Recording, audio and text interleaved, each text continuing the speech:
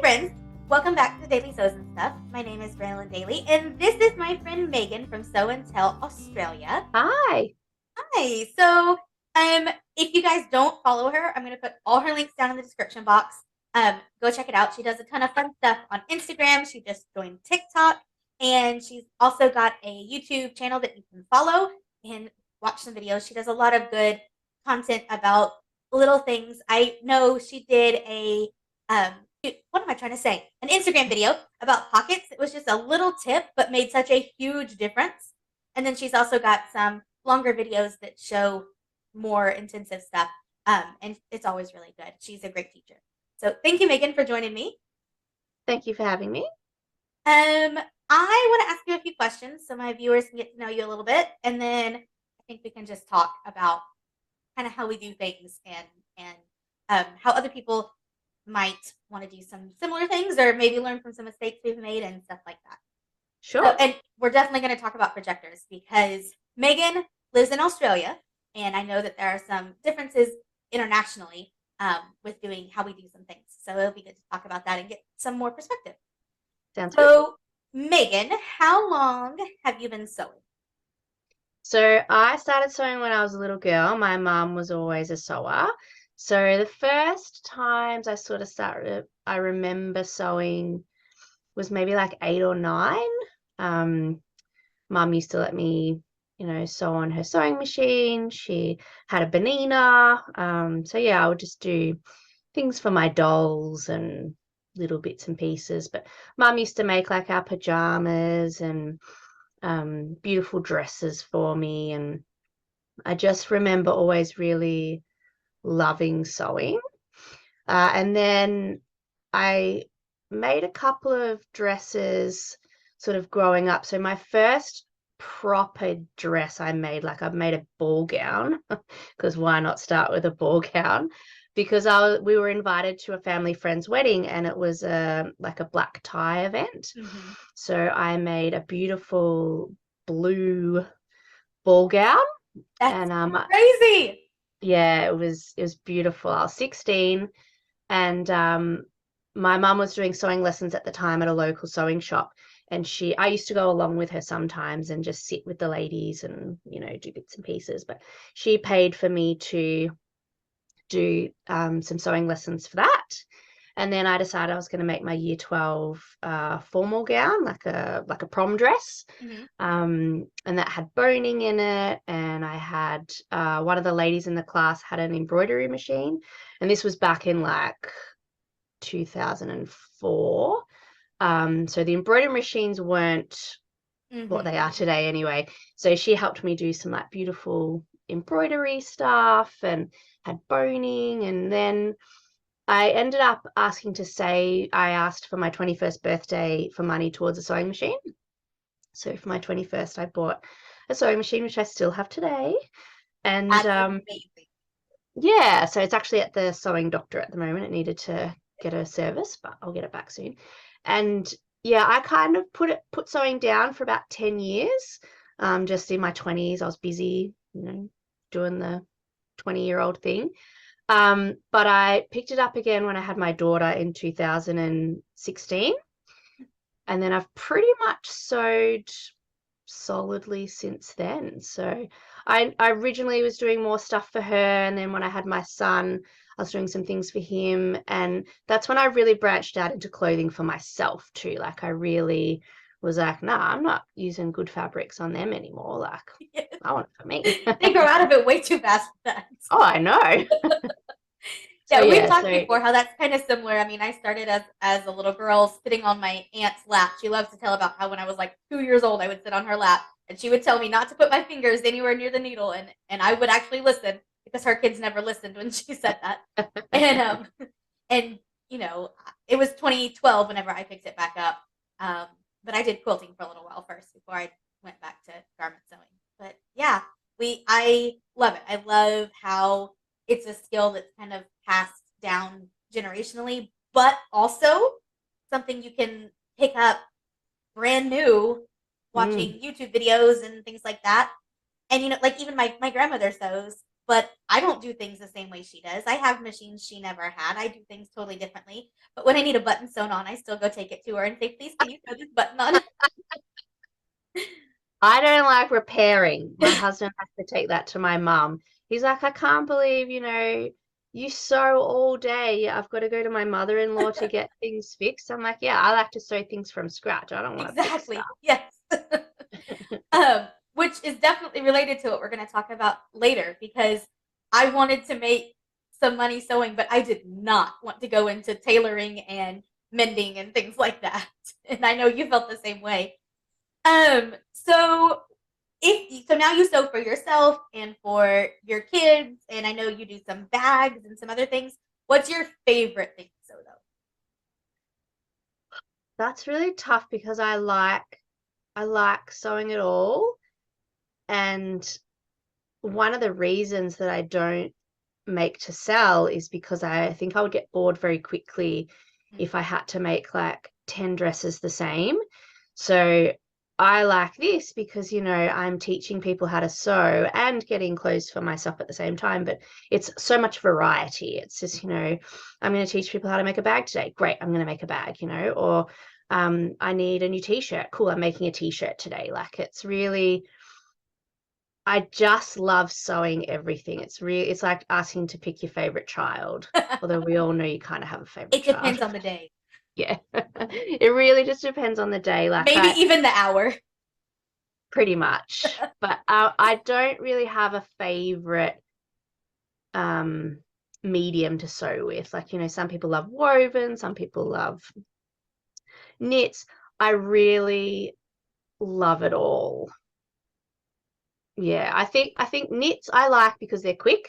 Mm-hmm. You can knock up knit stuff pretty quick. And you But don't have to be wovens I so really, specific when you're doing any like adjustments, or if you do it a quarter inch off, it's no big deal. yeah.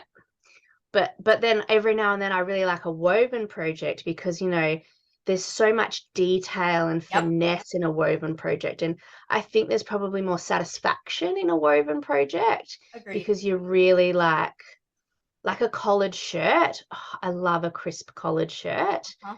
um yeah, and And then like somehow bags. I feel more proud of myself, like you said, that more satisfaction when I know that it's something that took that much more effort. Even Yes. though 9 times out of 10, I'll make a quick pair of leggings or make a shirt like this that's knit fabric. When you do take the time to do that woven, it's just like, oh, this was it. This was great. Yep, yep. And then even with bags, like I only started making bags last year, I think it was. And I thought, oh, I could never make a bag. But bags are actually really simple. It's a lot of straight lines. And, I think people get deterred because it's a 3D object, but it doesn't start that way. It all starts flat. And yeah, there's probably a little bit more detail because you've got to go through different steps. But I find sewing is quite mindful for me as well. So when I have a detailed pattern, it's good because all I'm doing is focusing on that next step. All the other noise in my head just goes. I'm like, all right, and just seeing something come from flat to together, it's beautiful. Like I love it. So yeah, This is a I good pep can't really talk give you a for me favorite. because this is a good pep talk for me because I need to make a purse. But what scares me is the specialty fabrics you can use. And I know you actually just put out a video about this, and I need to watch it. But they're so, I don't know, they're stiff and they're different. And I know this machine can sew through anything. I have sewn through vinyl with it to make some piping and stuff. It'll sew through anything. Um, but I just have to psych myself up to actually do it and make sure I have all the little, you know, bits and things that go with it. You know, the strap, whatever I don't even know, the D rings. Yeah, and that's a whole other bag hardware. Yes, that's the words I was looking for. Get your credit card ready because there is just so many cool things in bag hardware. Like, Yeah, yeah.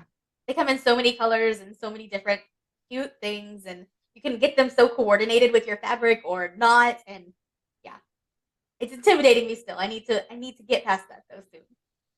Okay, so we met. We've never actually met. She's in Australia and I'm in Texas, but we met online through Projector Sewing. And I know that's something that you love to use and talk about. And that's not even on purpose, but has become the major focus of my channel. And I love talking about it and slammed the door.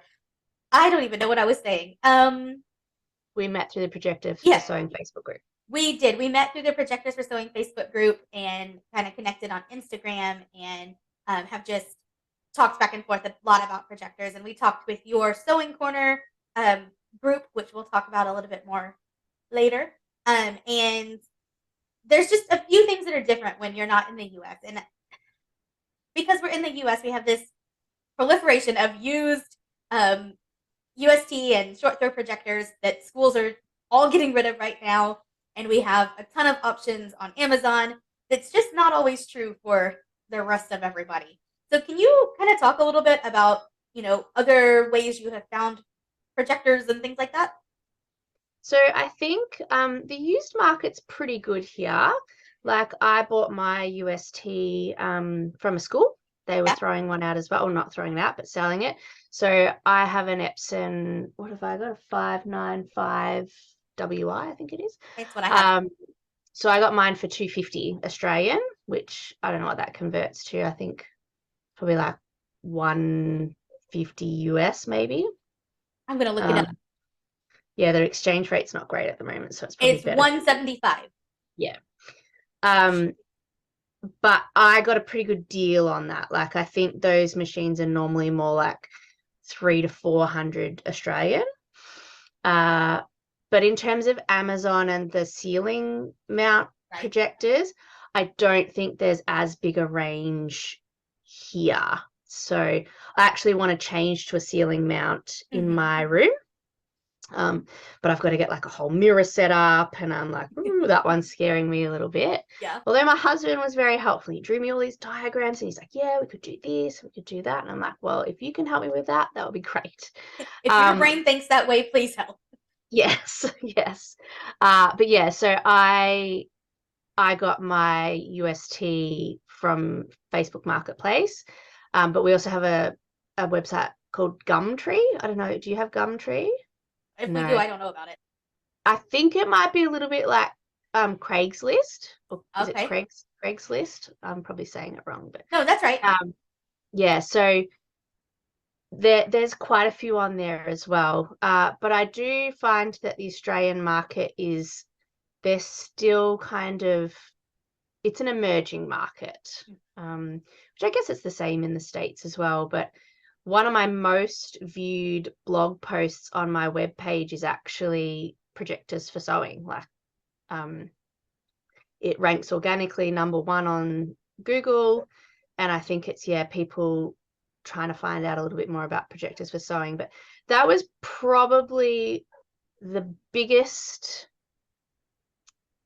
change of my sewing life. Like, getting a projector was beyond game changing for me. And it's interesting because my girlfriend Laura was talking about it. She's one of my sewing friends.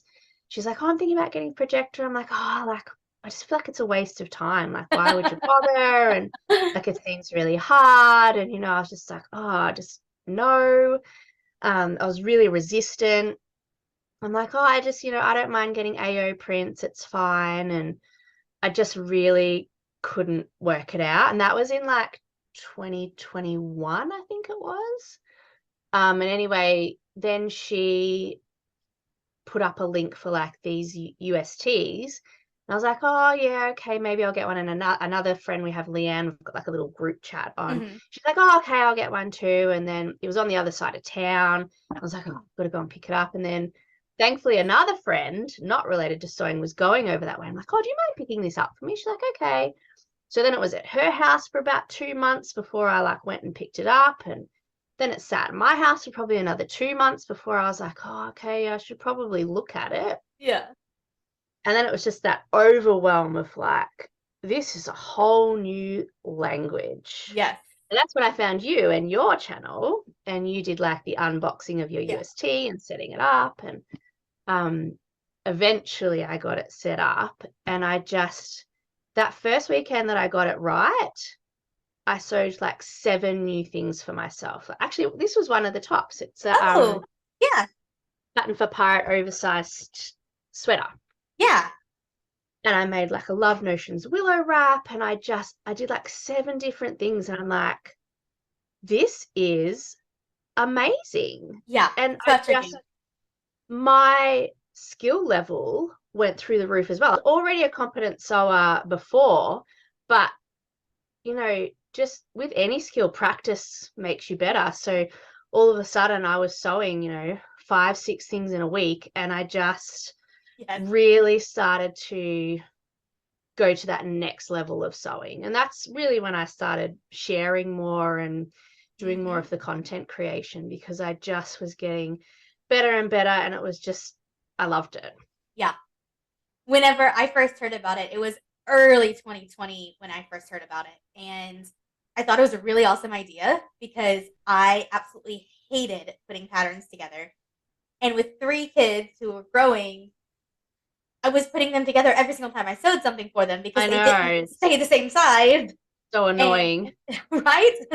And for myself, it's always at least 2, if not 3 different sizes all braided together. And then I have to shorten it and do all these other things. But then if I want to change it and use like a different view the next time, I have to start all over again and do. And I was getting very frustrated with it. And so I jumped in like straight away. I was like, I heard about this. This is awesome. Let me do it.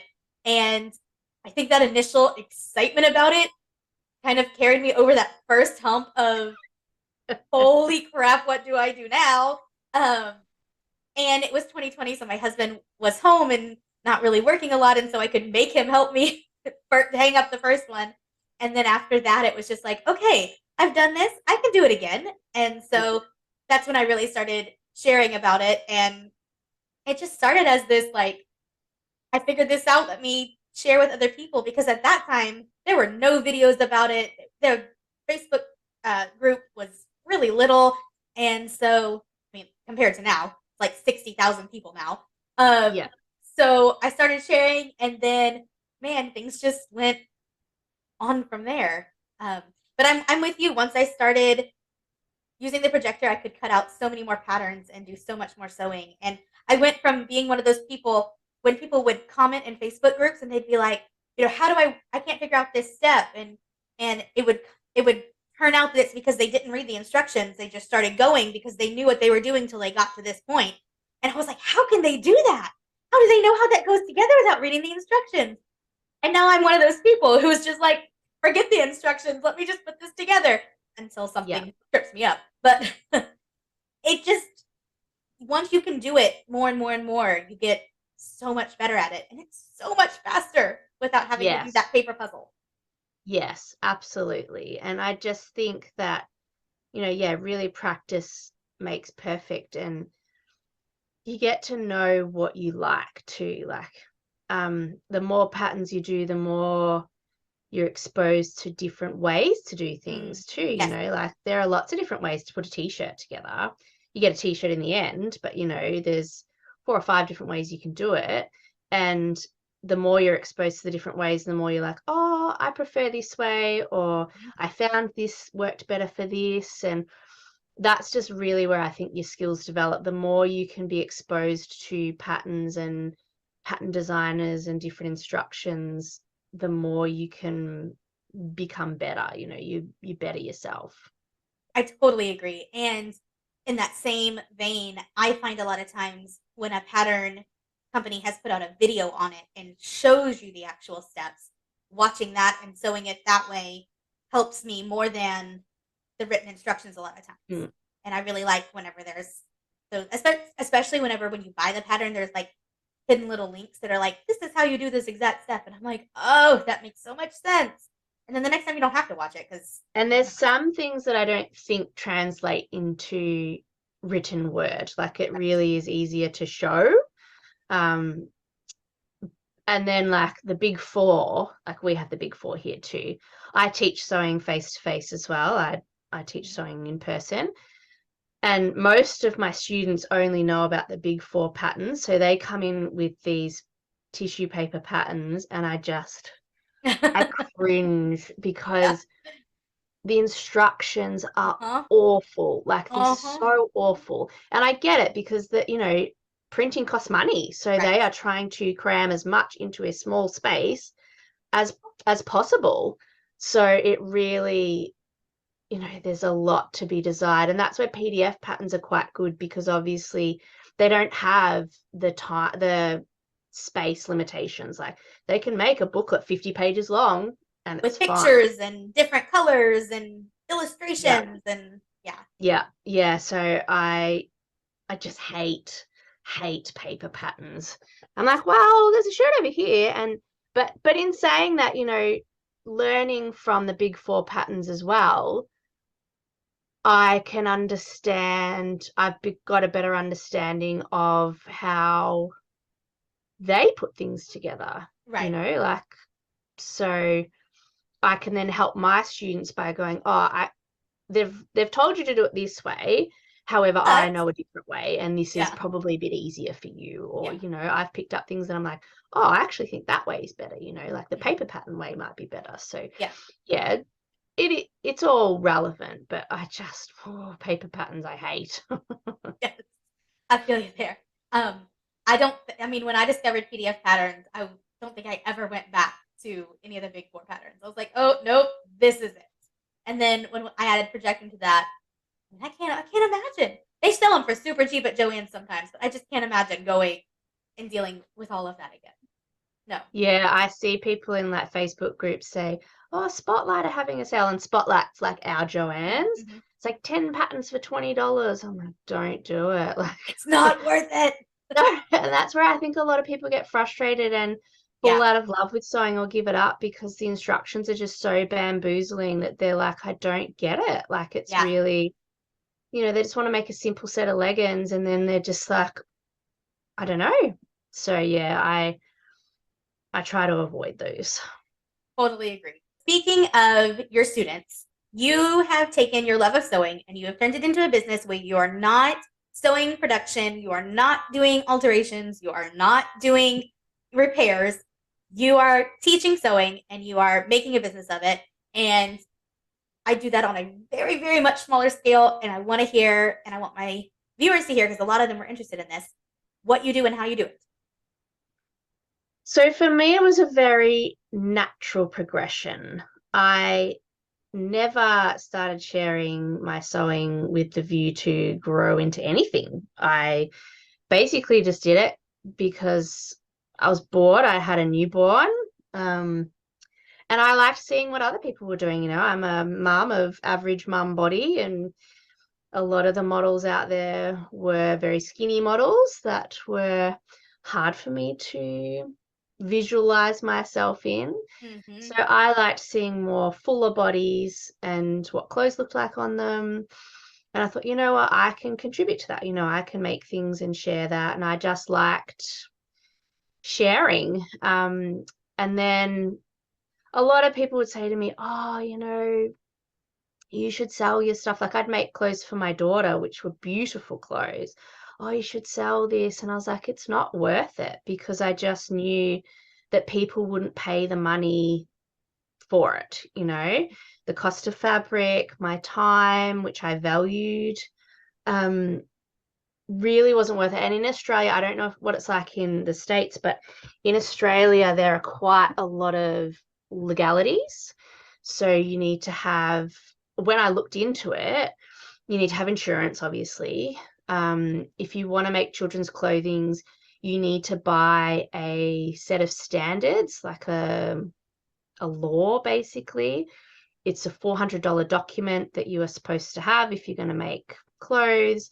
There's all these care labeling that needs to be in it.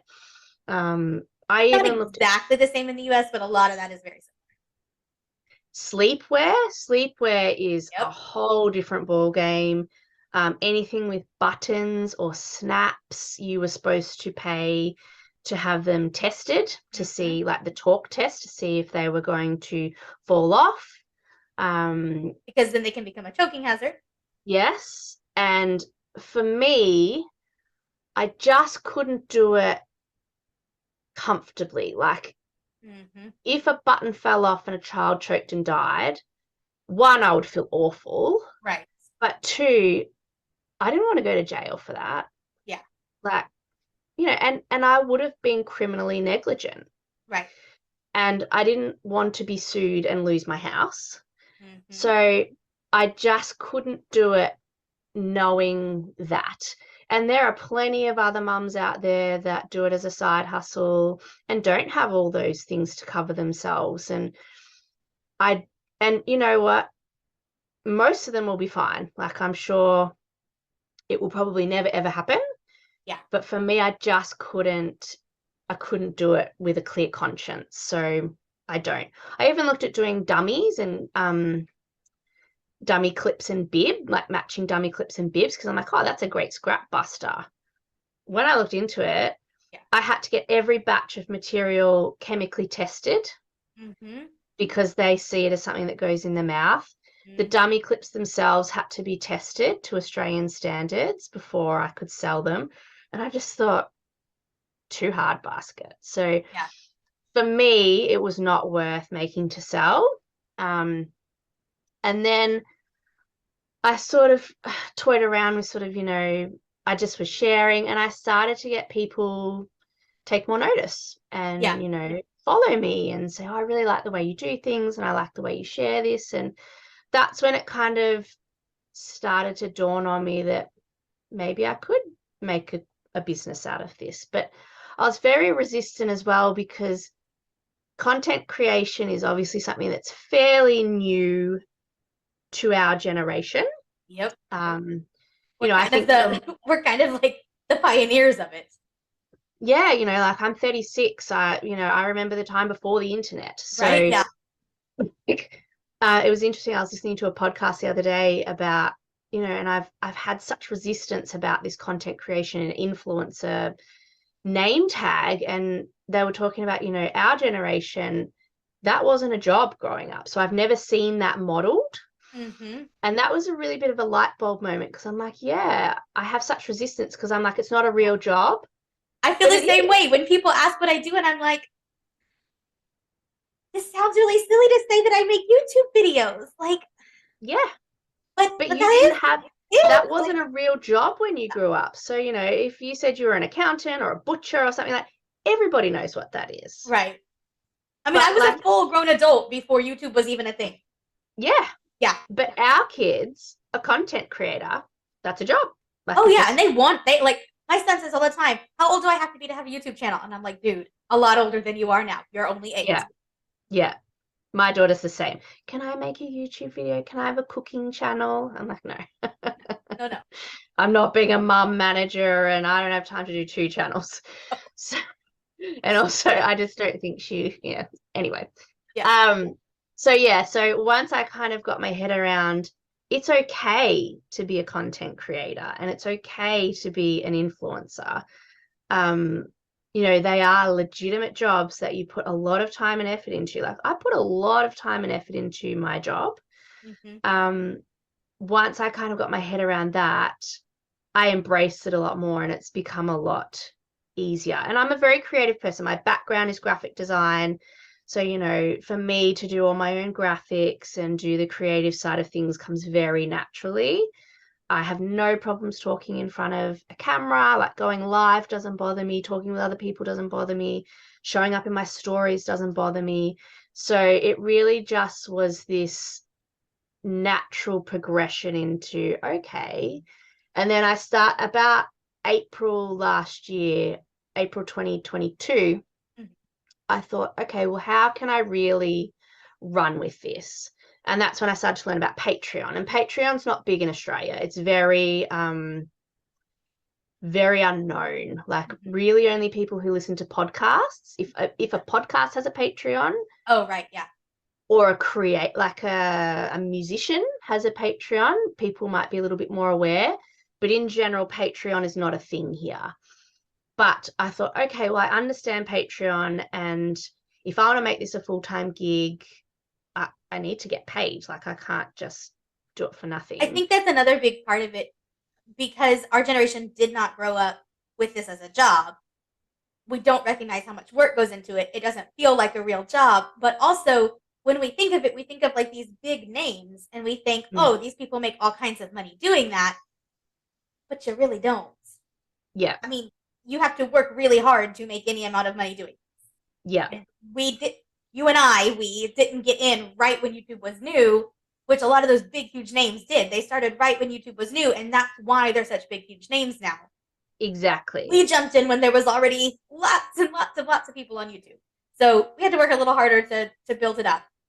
And I still think that we are at the front of the curve, though. Like, I probably still think that, you know, in the scheme of time, like, I still think we're sort of near that's the a good front. point. But yeah, you know, it's becoming more recognized as a job, I think. Yeah. But yeah, so in April last year, I decided I was going to launch Patreon, and I gave myself like 6 months to do it because I knew there would be a lot of work and I knew that I would have to film all these tutorials. And I actually started filming for Brindle and Twig.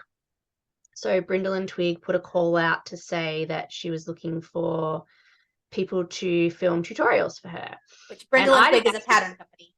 Yes, yeah, the Brindle and Twig pattern company. I didn't see the call out, but a friend of mine did, and she said, Megan, I think you'd be really good at this. Like, you know, you love showing up in your stories. And I was like, oh, I guess I could give it a go. Like, and I didn't really have a YouTube channel. I'd put maybe, I don't know, one or two things on there. But I reached out to her and I said, oh, I'd be willing to give it a go. And she goes, okay, well, these are the terms. Like, send me a video. If I like it and you like it, we can talk about more. So I did, and I filmed it in my lounge room. I, you know, set up lots of different cameras. I just filmed it on my phone, and I had a little, you know, my phone holder, and I filmed this tutorial. And the first one I did was awful. And I showed my friends, and they were like, oh, I think you need to relax a bit more. So, so I filmed Yes. another one. Like, I did a test one, and then I filmed another one, and I edited it all on my phone, which was really hard. Like, I mean, Yes. It is nearly impossible, especially on a really big video, to be precise with on your phone.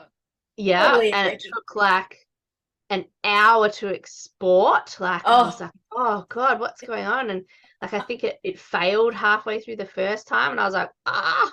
yeah, yep. But she liked it, you know, she liked what I did, and that kind of grew from there. And that's when I was like, oh, maybe I could, you know, do some more YouTube content. And I started doing some lives on my Instagram where I would sew things up on the spot, and I had people joining me there. And then, yeah, I really committed to this Patreon idea and launched that. But I also quickly found that Patreon was not really as well suited to what I wanted. Mm-hmm. So I started with a business coach actually in November last year, and I was talking to her and she said, I think you'd be really good with this other platform called Thrivecart. And that is a sales page and like Teachable Mm-hmm. or Yep. Kajabi, Yep. all in one. And she said, I think that would really work for you.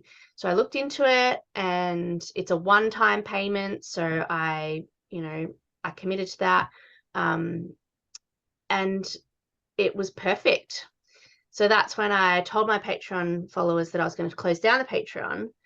And I spent 6 weeks I rebuilt my website, I rebuilt my learning platform, and I just did a lot of work in a short amount of time. Mm-hmm. And I've just relaunched the Sewing Corner. And it was over Christmas, which Yes. for y'all is also the summer break that your kids have from school. Yes. So yeah.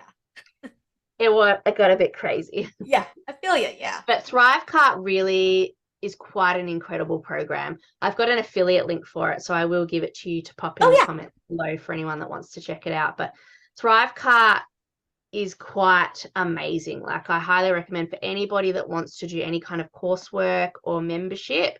Thrivecart really is a bit of a game changer. And because it was a one-time payment, so I think the normal version's about $490 US. No, that must be Thrivecart Pro is $490, which I got the Pro, which comes with Learn, and Learn Plus is the membership side. Yeah. Okay. But yeah, it's a really, really great program. And for anybody that is using Teachable or Kajabi or any of those, the fact that it was a one-time payment and you get lifetime access was great, because with Patreon, I was paying fees, Right.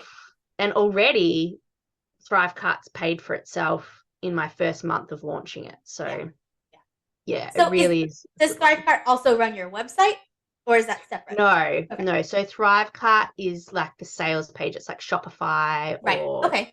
WooCommerce or like that. Right. I think there's another one called Sam's Cart or Sam Cart. Yeah, but ThriveCart is just sort of another. I don't think we have that here because we have Sam's Club, which is like Costco but the Walmart version, and that sounds too similar in my brain at least. Yeah. Would it be? I'm not 100% sure, but I talked to my business coach about hosting it on my website, because I was like, oh, maybe I should host it on my website. And she said, don't host it on your website, because if your website goes down, Yep. you lose everything. Yep. So she was very much about sort of, controlling it more, but having it on a separate platform. So yeah, like my storefront is my website. But then, behind the back, the school part is on a different platform. So, which is better, I think. Yeah. So you really, started out making these Instagram videos, and you've come all the way to this subscription-based thing. And the thing with what I do with my Instagram videos, with my YouTube videos, I just kind of, when I can get it done, I get things out.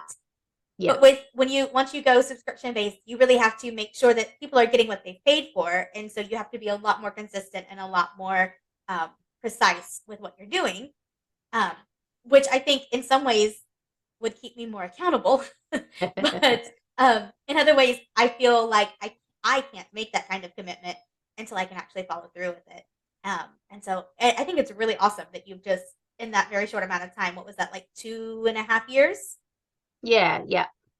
You've really gone big time. I think that's what I said whenever you told me that. I was like, you're going big time.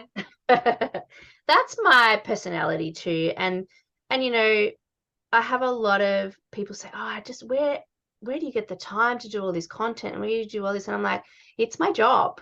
Like, I think for anyone starting out, if you're doing this as a side hustle or trying to do other things, like, just remember your bandwidth.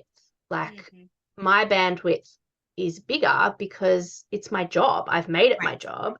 My daughter's in school 5 days a week, between 9 and 3. My son's in daycare 4 days a week. So I have 4 days generally that I can get things done. Almost a whole work week where you can focus on things. Yep. Yeah, and and I do a lot of after hours work once they go to bed. Whatever I can't get done during the day, I do after hours. So for me, I've really made it. It's my job, and that's why I get paid to do it. And I've spent a lot of time building up relationships with other suppliers and other industry people.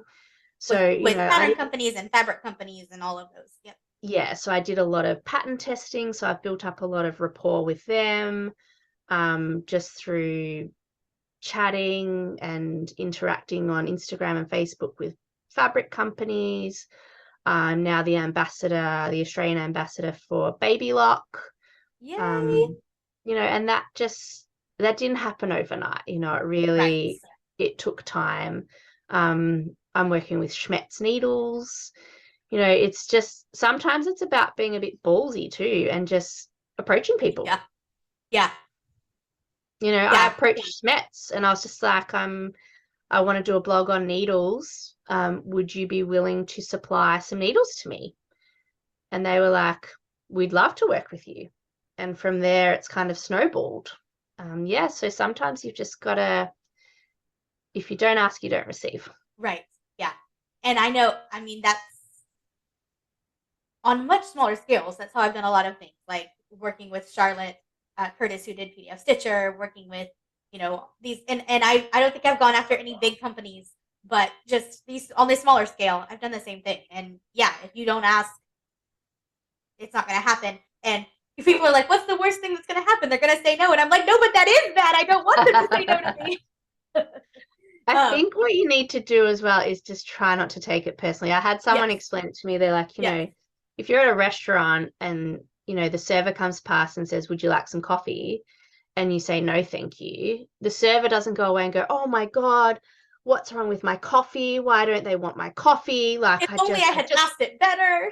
yeah, like, why can't I have my coffee? And, but they don't think that. They're just like, all right, she doesn't want coffee, or like it's just no skin off their nose. Maybe she's not thirsty, maybe coffee isn't her drink, like, and that's just the way it is. So it's definitely taking time to just not take things personally as well. Just go, the worst they can say is no, and you go, okay, thank you. Yeah. Thanks for your time. My husband basically said the same thing to me. I have the advantage of him doing a lot of this stuff before I did. And so I learned a lot of stuff from him. And that was basically what he said. And I was like, okay, I'll do it. So recently I sent an email to a pretty big company, and it was that same thing. They might not even respond at all. And that'll be okay. But yeah.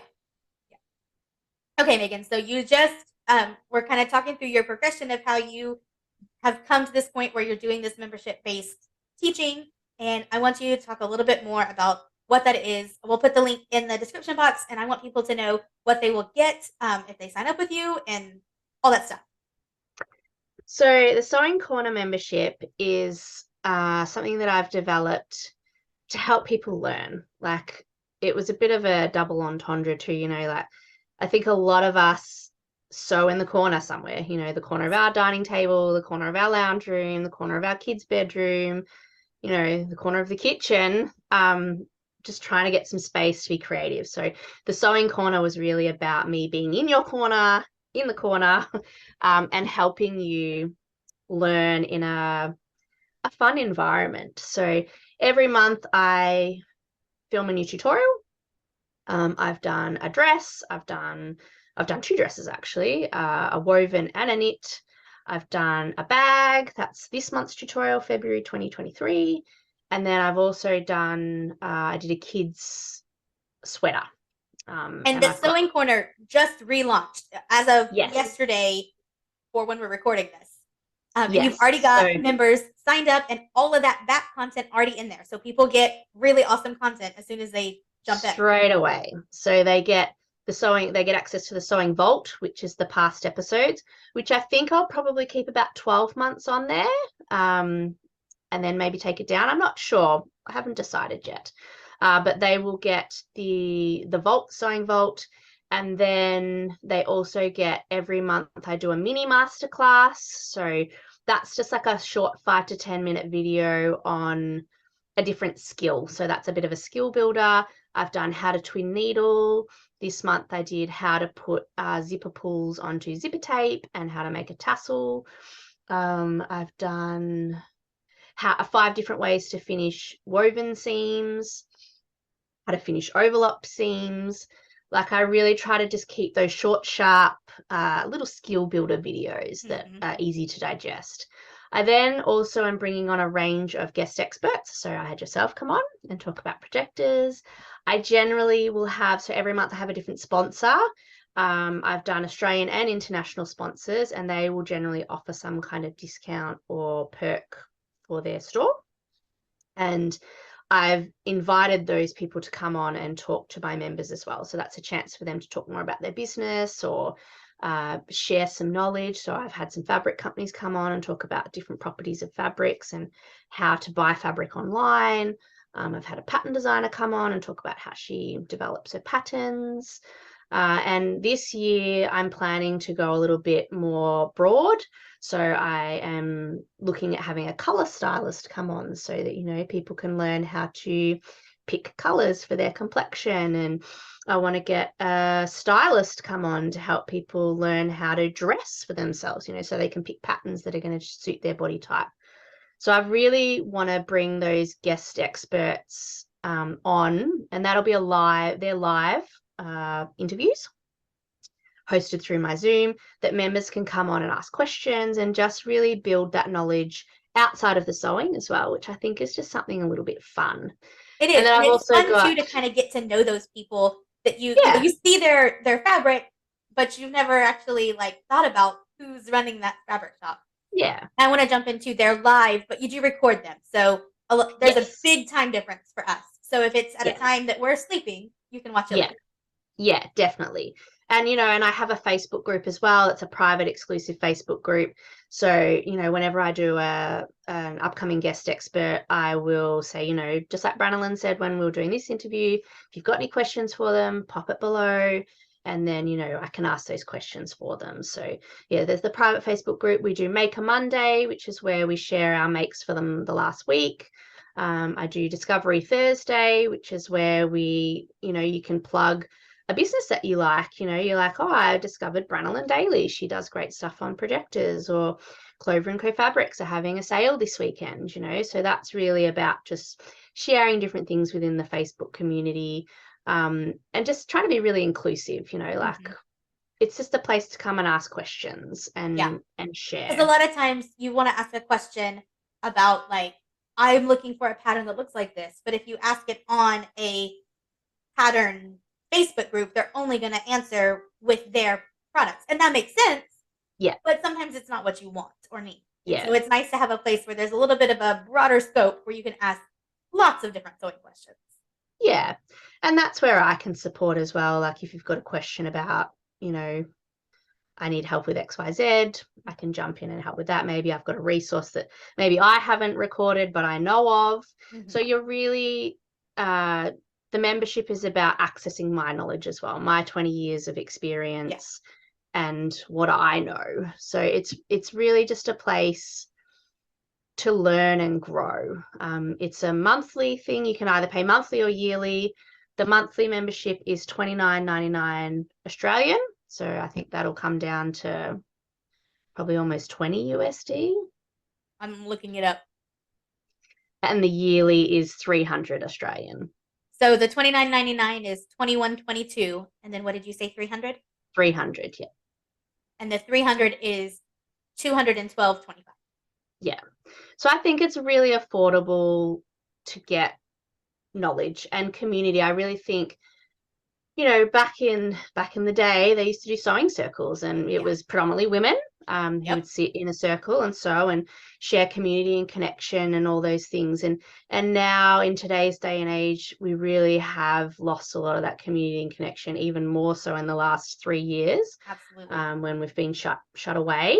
So it's really about bringing back that community and connection as much as possible in our busy lives, because I think we are busier, but it's an on-demand, learn at your own pace as well. So if you've got 5 minutes here, you can sit down and watch it. If you've got an hour, you can do that. So the Sewing Corner really was just about bringing me to a broader audience, but building that community aspect and love of sewing as well. Like I'd love to share. So yeah, that's what the Sewing Corner is about.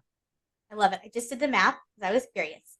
So if you pay in US dollars for a whole year, it comes down to $17.75 a month. That is very good. Is a really good price. Yeah, I totally agree. So I've tried to make this affordable as possible, because I know that the economy can be a little bit up and down, and it is a bit of a worry. But are eggs a thing there? It was. Like the end of last year. Are you having trouble with egg production? It's getting better, but like 18 eggs was like $7 for weeks and weeks in a row, which is, I don't know, at least double what it was. It was crazy. So for us, we couldn't get eggs for a while. Like it was really hard to get eggs. And my friend looked into it, and it was because during the pandemic, when all our restaurants and everything shut down, like we had quite a harsh lockdown in Melbourne. All the egg farmers, like the chicken farmers, had to sell off their chickens or, kill their chickens. So when everything started opening up again, it took time to obviously grow chickens and get them to a laying stage. So there was quite a while there where, eggs were very hard to find. There was a thing where there was like some sort of avian flu, which happened like way back in November, which killed turkeys, which became a problem for Thanksgiving. Yes. But then it sort of trickled down into, then there was less egg production. And So like December, January, eggs got crazy expensive. It's getting better again. But I said like 5 years ago I wanted to have chickens, and my husband was like, "No, I'm not going to deal with having chickens until we move out to the land, and then we'll have them out there. I'm not going to deal with it in the city." And then he was like, "We should have got chickens." You'd be paid off your land by now. Right? Yeah. Anyway, that was yes. So the economy has been crazy. That's what yes, but you have really tried to walk that balance of making sure that you're compensated for your time, but viewers are able to actually access your stuff. And that's the thing, like I think a lot of the things I'm doing, there's tons of free advice out there. There really is. Most of the stuff I'm doing, there's probably a free tutorial out there for it. And that's fine if, I'm not for everybody and everybody's not for me.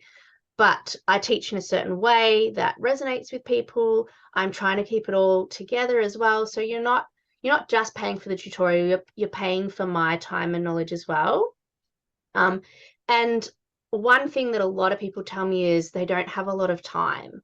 Mm-hmm. So I'm trying to help with that time factor of, instead of sitting down and trawling through 30 right. free videos looking for something, Right. you can go to my membership, go in, there's the tutorial, Right.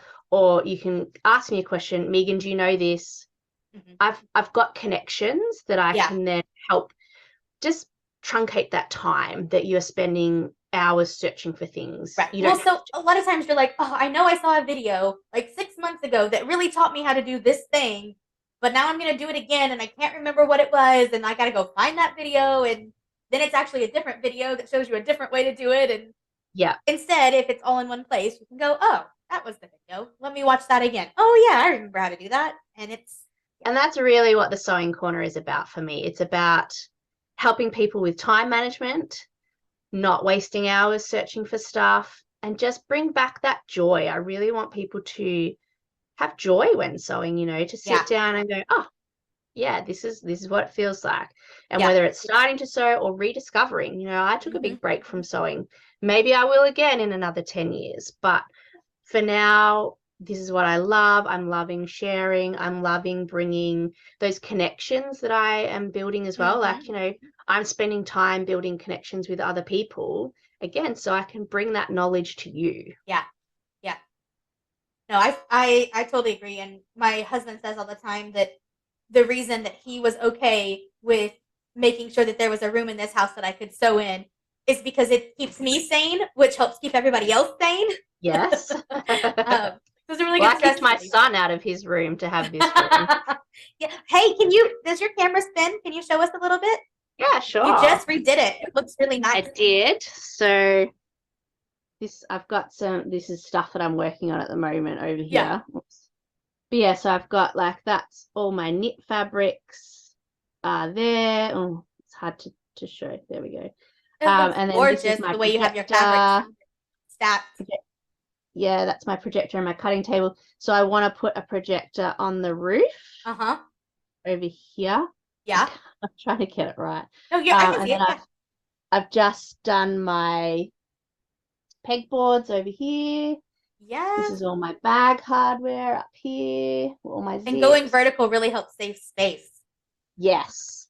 And then I've also got, this is sort of all my solids and bits and pieces. I've been admiring that rainbow behind you the whole time we've been talking. And then this is sort of the desk part of it. Yep. So yeah, so it's good because I can now have all three machines set up at the same time, like my cover stitch, my overlocker, and my normal machine. Yes.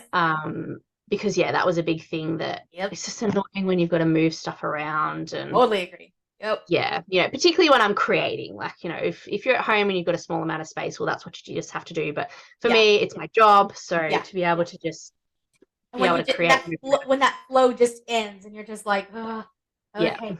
It becomes a chore again instead of something fun. All right, so we have just a few minutes left, and I want to wrap up with some questions. We got one viewer have some questions. Her name is Violet. She was from Instagram, and she asked several questions, and I thought some of them were all of them were really good. So let's talk about those. She said, when do you know that it's time to give up on a project? Is there ever a point when you should? And I am not a good person to ask this question because my tenacity will say, no, I started this and I'm going to finish and I don't care if it kills me. I'm going to make it done. And sometimes that's not always the healthy attitude to have. So for me, it really depends. Like, I have a UFO pile that I will sometimes trawl through, but you know what? I probably should just let most of it go because I think if it's been in there more than 6 months or more than a season, you're not going to finish it. Yep. Probably not going to finish it. So yeah, that one, I think it just depends on how much you really want to finish it. And I think you'll know if you really want to finish something, you're going to finish it. Mm-hmm. But if you really, if your heart sinks when you think about it, it's time to let it go. When it becomes a chore rather than being something fun. I have found too, it helps to not put my UFOs away. If I can leave them out where I see them, then either I think, okay, there it is, I'm going to finish it, or I think, I can't stand looking at that one more second, and then I can just let it go. Yeah. But that's pretty rare because like I said, I tend to get this like bulldog tenacity of, I started this, I'm going to finish it, and that's not always the right choice because then you put even more time and effort into it, and then it still doesn't turn out right, and should have just let it go when I could have. Yeah. Okay, so the rest of her question is, also, what's a good amount of fabric to get when you fall in love with a fabric but have no idea what you're going to do with it yet? And I just have to add, are all these people just buying fabric when they have a project in mind? Because I feel like I buy fabric all the time. And maybe I should have a little more self-control. I have 2 whole bookshelves full, and that's not even all of it. I've got more under there. Like, I have a lot of fabric. However, I generally say 1.5 meters to 2 meters of knit fabric is a good amount. Wovens, generally you need more, so I would say 3 to even 4 meters. But that's more if you want to make like a maxi dress or something. But wovens in general just tend to take a lot more fabric, I think. So they're not as wide, and I don't know. Is that true there? Yeah, that's the same here. Yeah. So they're not as wide, but it takes more to begin with. And then, like we were saying earlier, wovens tend to have a lot more details. So you might have a pleat, you might have a dart, that'll end up taking more fabric in it. Yeah, so I would say 3 to 4 meters of a woven, but 1.5 to 2 meters of a knit is a good amount. And for kids, I generally buy about 1 meter. Yeah. Even the 0.5 meters you can color block with a lot of different things, but to give myself scope to be able to go, do I want this to be shorts? Do I want this to be overalls? Right. I usually try to get 1 meter. Yeah. I do, obviously. I can't show you right now, but I'm surrounded by fabric. I buy a lot of fabric. And a lot of times I will buy it with a specific project in mind, but then it doesn't happen and it waits later. I'm the same. But if I buy something just because I love it, I at least usually have an idea of, is that going to be pants? Is that going to be a dress? Is that going to be a shirt? And then I kind of base it on that. So if it's going to be for half of my body, I usually go with about 2 yards. And if it's going to be for, a romper or a dress or something that will cover my whole body, I'll do 3 or 4 yards in knit. And then, like you said, add a yard for wovens.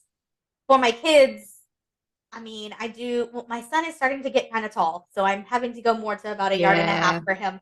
But for my girls, I can get away easy. I can get both of them something out of 1 yard a lot of times, unless it's a big dress.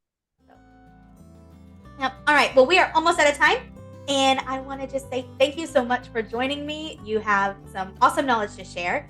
And if you want to go learn even more from her, check out all the links in the description box. It's got Instagram, Facebook, TikTok, YouTube, her website, and her brand new sewing corner where you can sign up and learn all the time amazing things from her. And also, we'll have that 5-part link if you're interested in doing something similar.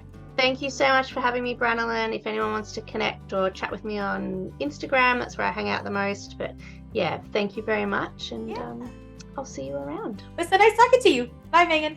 Bye. Keep watching my videos, subscribe and comment.